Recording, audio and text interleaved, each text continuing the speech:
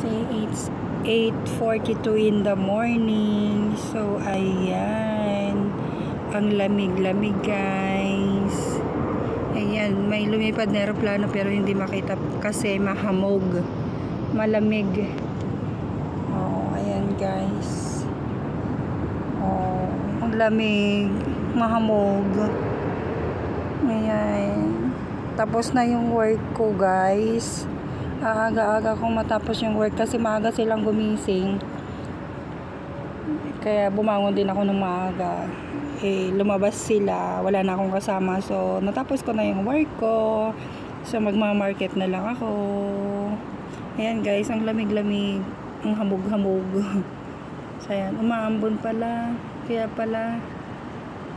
Ayan, Merry Christmas sa lahat. Ayan, sa baba namin